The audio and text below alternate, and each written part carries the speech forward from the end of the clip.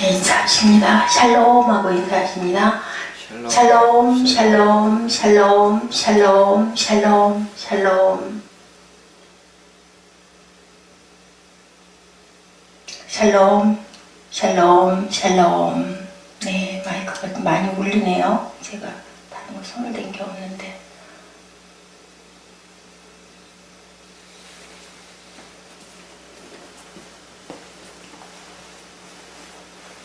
네, 오늘은 버가모 교회에 보내는 말씀. 네, 지난번에 저희가 선문화 교회에 대해서 함께 묵상했던 시간이 있어서 오늘은 버가모 교회, 에베소 교회에게 말씀하셨죠. 너희들이 30여 년 동안 그렇게 지냈던 사랑을 잊어버렸다. 첫사랑을 회복하라.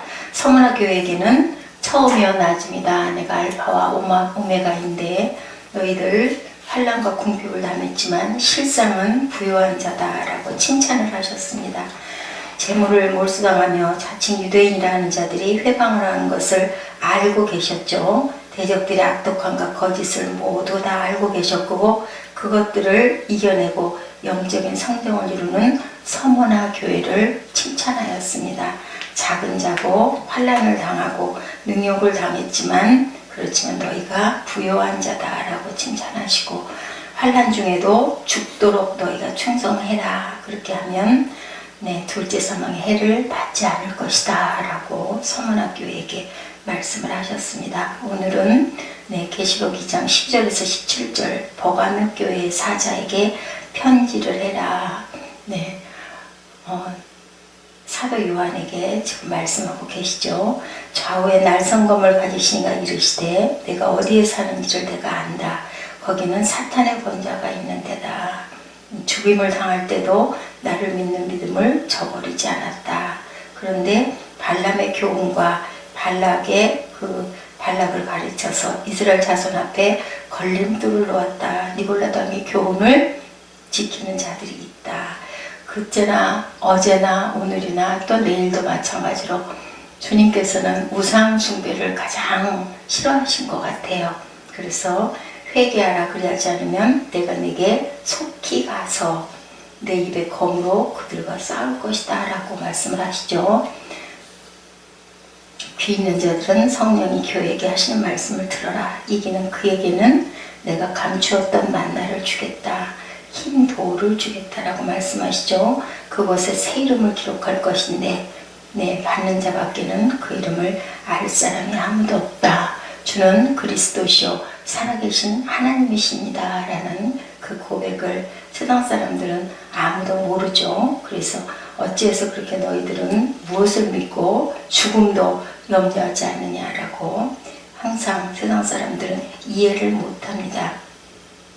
그러니까 종교 개혁이 일어났을 때도 그 종교 개혁문을 가지고 그렇게 오랜 세월 동안 다툼이 있고 많은 공회가 열려서 지금도 계속해서 열리고 있는 중입니다.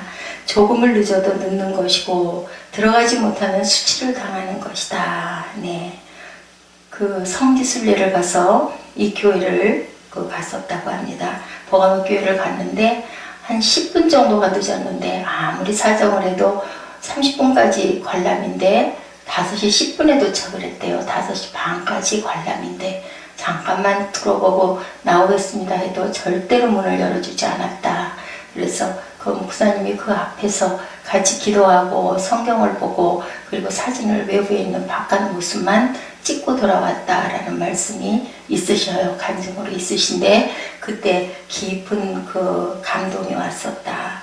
문이 닫히면 아무리 조금 늦어도 1분이 늦어도 들어갈 수 없는 것이구나. 그러면 이렇게 수치를 당할 수도 있겠구나. 사람들이 다들 구경들을 했대요. 거기서들 단체가 굉장히 쌀쌀한 추운 날씨였는데 저녁 낮에 추워지죠. 그런데 거기서들 찬양하고 말씀 읽고 사진 찍고 기도하고 하는 모습들을 그렇게 바라보고 또 막 그 사람들이 큰 소리로 뭐라고 소리를 치고 하는데 아마 굉장히 이 목사님이 거기를 그러지 않겠습니까? 성지순례 비싸게 마음을 먹고 작정을 하고 갔다가 이 교회를 보질 못해가지고 아주 그렇게 안타깝고 이렇게 조금만 늦어도 우리가 들어갈 수가 없는구나 그 생각을 했다라고 보가모 지역은 유일하게 또 내륙 깊은 곳에 있는 도시입니다.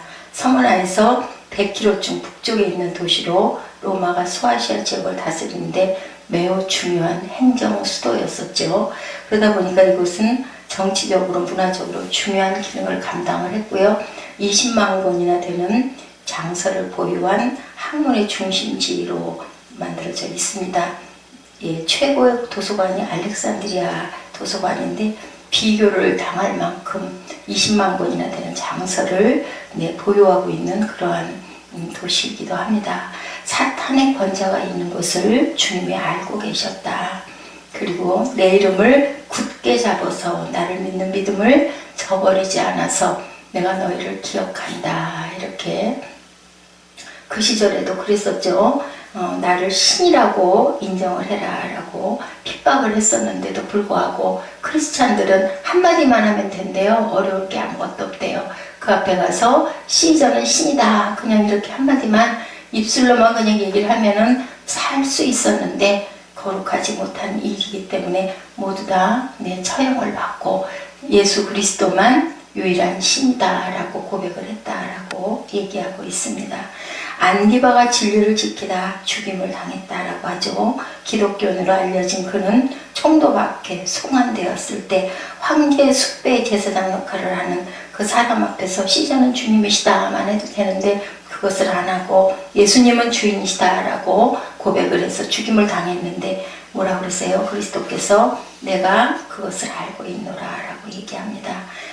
거룩한 순교의 피가 흐르는 그곳 버가모 교회에는 그렇게 거룩한 순교의 피가 흐르고 있는데 거룩함을 훼손하는 자들이 있다. 발람과 니골라당과 발람들은 그랬다고 그러죠. 한번 예수 믿었으면 되는 거야. 육은 땅에 묻혀서 죽어버리면 그만이 그거고 영혼은 살아서 하늘로 올라가. 그러니까 육이 짓는 모든 죄는 아무 상관이 없어. 어떤 죄를 져도 아무 문제가 없어 라고 그렇게 그 이단이죠. 이단 사설. 예나 지금이나 이단은 어느 곳에나 있는 것 같아요. 적그리스도 거짓 선지자들이 그렇게 많죠. 그럼에도 불구하고 교회는 교회여야 하는 겁니다.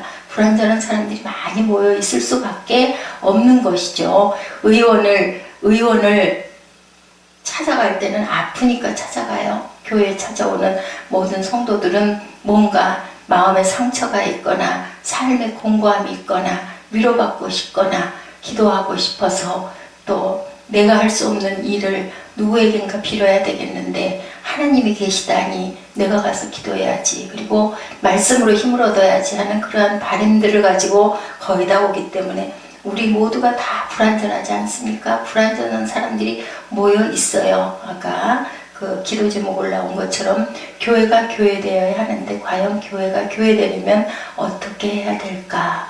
따뜻한 곳, 아늑한 곳, 어떤 얘기를 해도 다 소화시켜 줄 수 있는 곳, 들어주는 곳, 그리고 싸매주는 곳, 그런 곳이 교회여야 할 줄로 믿습니다. 불안하고 염려가 되고 눈치가 보이고 읍조이고 그러면 우리 어디 갔다가 그래도 잘 이렇게 소통이 안 되고 조금 뭔가 자꾸 어색하고 하면 그 자리에 일어나고 싶지 않습니까? 그런 것처럼 따뜻한 곳이 교회가 되어야 한다. 기관을 떠받치는 것이 신분과 계급이라면 기업의 세계에서는 어때요?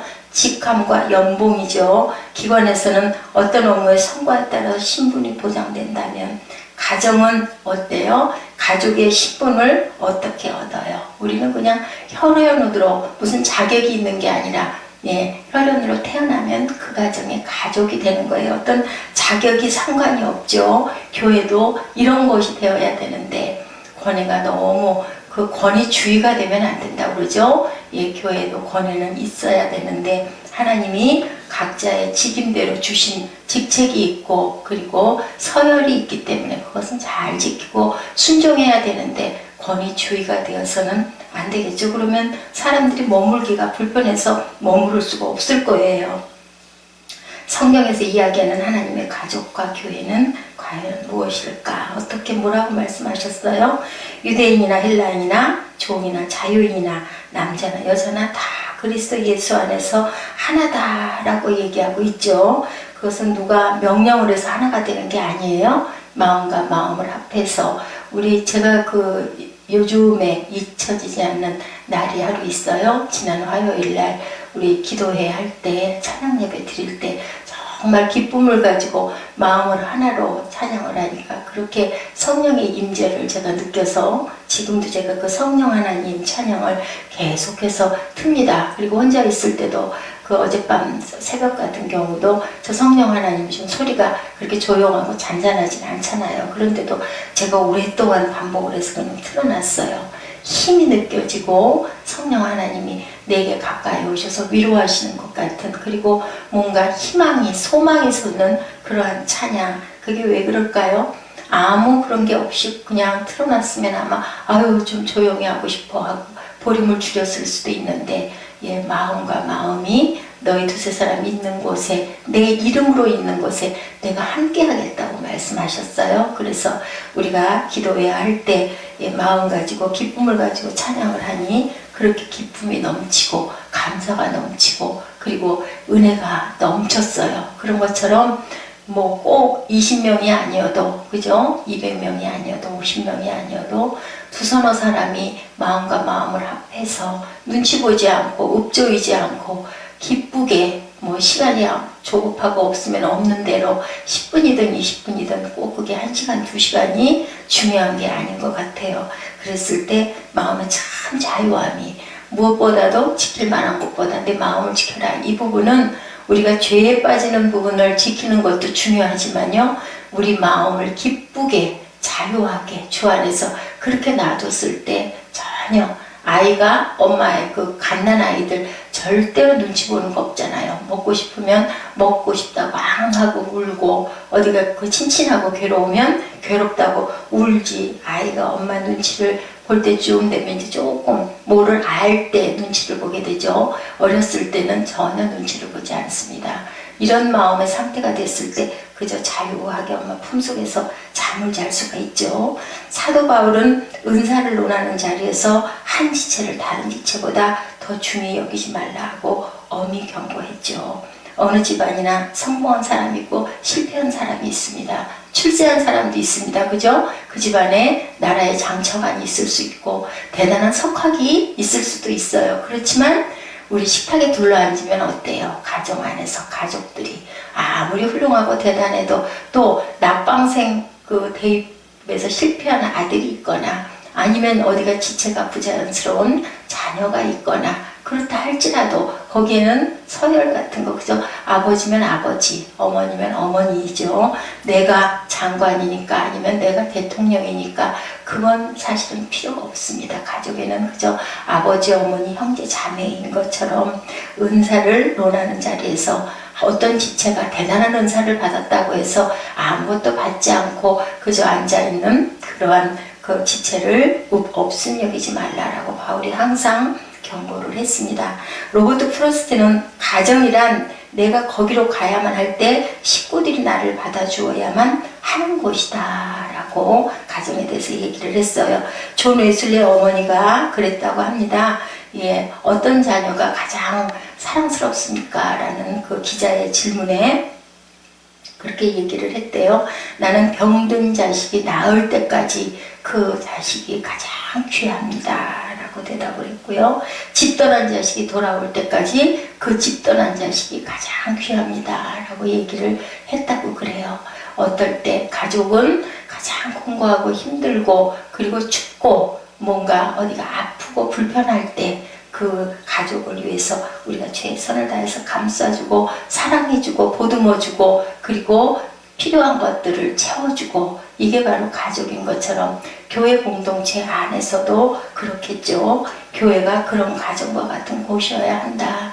그래서 가정과 같은 교회, 교회와 같은 가정, 그 말씀이 참 맞아요. 왜냐면 하나님이 우리에게 두 개의 공동체를 주셨지 않습니까? 헨리 나우엔이 이렇게 얘기하네요. 공동체는 가장 함께 살기 싫은 사람이 반드시 살고 있는 곳이다. 공동체가 그렇다는, 가족도 그렇지 않습니까? 아내가 남편을, 남편이 아내를, 그리고 또한 자녀들과 함께 살다 보면 정말 마음에 안 들고 싫을 때, 미울 때가 순간순간 일어나요. 그죠? 근데 반드시 함께 있어야 되는 것이 가족 아니고 가정이잖아요. 그렇다면 교회 역시도 공동체라면은 반드시 있어야 할 사람이 있는데 마음에 마땅치 않은 사람들이 많다라는 얘기죠. 그래도 있어야 된다는 거예요. 예, 두 가지 책망할 것이 있나니라고 칭찬한다면 말씀하시죠. 내게 발람의 교훈을 지키는 자들이 있도다. 발람이 발락을 가르쳐 이스라엘 자손 앞에 걸림돌을 놓아서 우상의 제물을 먹게 하고 행음하게 하였다. 이와 같이 내게도 니골라당의 교훈을 지키는 자들이 있다라고 얘기합니다. 신앙의 진리를 따르지 않고 미신적인 신앙에 빠져있는 사람들은 어제나 오늘이나 또한 내일도 있을 것이에요. 근데 그 모든 것을 중요한 것은 하나님은, 주님은 다 알고 계신다라는 거죠. 네, 청년아 울더라도 뿌려야 한다라는 책에 보면 이 차이를 아주 명확하게 설명을 하고 있습니다. 여러분, 신앙과 미신의 차이가 뭘까요? 네, 우리 알죠. 너무 잘 아는데 아주 정난하게 무당을 찾아간 사람이 두 손을 비비며 기도하는 모습을 보라. 그리스도인들이 하나님께 기도하는 모습보다 훨씬 더 정성스럽고 경건하다라고 표현하고 있습니다. 왜냐하면 굿을 잘하기 위해 용한 무당에게 희사하는 금액도 또한 대단하다. 우리 헌금한다고 예배 드리려고 와가지고 헌금하는 금액보다 훨씬 많다라는 거죠. 굿할 때 손을 비비고 기도하는 모습도 아주 그냥 온 정성을 다해서 경건하다는 거죠. 그리스도인들이 하나님의 말씀을, 성경을 소중히 여기는 것보다 부족한 하나를 주었을 때 굉장히 소중하고 중요하게 여긴다라고 합니다. 그렇다면 미신과 신앙의 차이는 무엇일까? 미신은 인간이 돈이나 능력, 재주로 신의 마음을 달래서 자신의 목적을 성취하는 거예요. 이런 경우에 자신은 변하는 게 없죠. 근데 신앙인은 어떻습니까? 하나님께 뭔가를 빌었을 때 하나님께서 우리를 은혜로 변화시켜 주시죠. 새 사람을, 옛 사람을 비워버리고 새 사람을 만들게 마음에 감동을 줍니다. 맞아요. 어디 가서 무엇을 보고 무엇이 되게 해주겠다. 그래서 부적 쓸 때는 그 부적을 비싼 가격에 주고 그런 분들 많잖아요. 뭐 베개에다도 넣고 어디에다 넣고 그거 잊어버렸을까봐 한 번씩 들여다보고 이것이 뭔가를 이루어주겠지 하고 그것만 빌고 하다가 뭔가가 해결이 됐어요. 해결이 안 됐거나 해결이 됐거나 둘 중에 하나겠죠. 그러면은 아이고 잘 됐네 그러고 넘어가지, 그것으로 인하여서 내가 반성을 하거나 변화가 되거나 그러는 일들은 없습니다. 그런데 하나님께 예배하고 기도하는 우리들은 비록 또 반복을 해서 잘못을 한다 할지라도 우리가 은혜를 받으면 어때요? 너무 기뻐서 뭔가를 자꾸 하고 싶어지죠. 그리고 주님의 모습을 담고 싶어집니다. 발람의 교훈과 니골라당의 교훈이 무엇이었을까요? 예, 모압 왕 발락이 탁월한 선지자였던 발람을 통해서 이스라엘을 저주하도록 하죠. 요단강을 건너 약속의 땅에 들어가기 직전이었어요. 그런데 발람이 입을 열면 저주가 나오는 것이 아니라 여호와께서 그에게 주신 축복의 말이 나올 뿐이었습니다. 하나님께서는 계속해서 그에게 축복을 명하시는데 모압 왕 발락이 내놓은 물질의 눈이 어두워져서 그만 베드로서 2장 15절에 이렇게 말씀하죠. 그들이 바른 길을 떠나 미혹되고 부올의 아들 발람의 길을 따르는도다. 그는 불의의 삭슬을 사랑하다가 옳은 진리의 길을 모르는 것이 아니라 무엇 때문에? 탐심 때문에 진리를 버려요. 근데 모든 죄가 탐심에서 왔던 것 같지 않습니까? 우리 창세기에서 시작되는 그 모든 죄도 내가 하나님처럼 눈이 밝아져 볼 거야. 하나님을 믿는 마음에 슬그머니 뱀이 들어오는 거죠. 세상에 그 영화스러움이 나도 하나님처럼 그렇게, 누가 그랬어요? 미가엘 천사도 그랬었죠. 예, 그렇게 모든 것들이 무엇으로 인하여서 죄로 인하여서 욕심으로 인하여서 세상을 살면서도 우리 옛 선비들처럼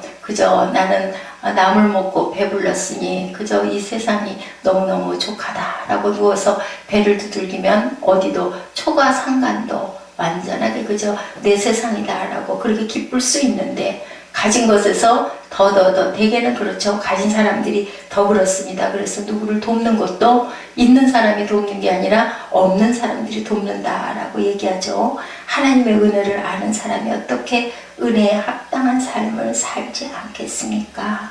니골라당은 그렇게 교묘하게 하나님의 은혜를 빙자해서 크리스찬의 삶을 왜곡하고 있었어요.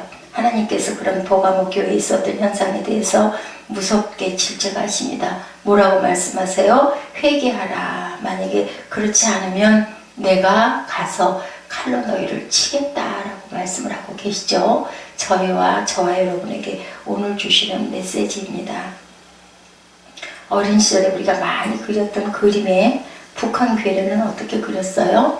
어떠셨는지 모르겠는데요. 저희는 그랬어요. 괴뢰 머리에 빨갛게 뿔을 만들어 가지고 북한 괴뢰 빨갱이라고 항상 그렇게 얘기를 했습니다. 그런데 간접하면 무섭게 생겼다라고 얘기를 했는데 영적인 면에서 우리를 무너뜨리는 존재는 어떻든가요? 가장 선하게 가장하고 그리고 저희 옆에 오지 않습니까? 그렇게 무섭게 오는 게 아니라요. 무엇으로? 사탕처럼 달콤하게 다가와요. 그래서 보면 신천지들이 그런다고 하죠. 막 준다고 그러죠. 와서 막 봉사하고 돕고 어디 갈 때도 막 비용 다 내놓고 그렇게 한다고 그러죠. 그리고 전도사라고 들어와가지고 사례비 전혀 필요 없습니다. 그리고 막 사람들을 데리고 온다고 그러죠. 그러면서 먹어갑니다. 저도 어저께 잠깐 그런 생각을 잠깐 했습니다. 나를 옆에서 그래도 많이 도와주고 답답하고 어려웠을 때 또 이렇게 내가 물어보면 항상 대답을 했었는데 거기에서 어떤 그 사단의 세력이 이렇게 점점점 하고 퍼져나가는 것들이 있었겠구나라는 그런 생각을 잠깐 그 묵상을 했습니다. 조선일보 위클리 비즈를 보면서 우리의 생각을 바꿔놓은 사례가 있었네요. 흔히 가구업계의 애플이라 불리는 허먼 밀러사의 워커 회장의 말이에요. 소비자 말을 듣지 말라. 이렇게 얘기를 하고 있습니다. 소비자는 자신들이 이미 알고 있는 것만 얘기를 한다. 뭐라는 얘기일까요? 혁신적인 앞서가려면 제가 어제도 잠깐 말씀을 드린 것 같아요.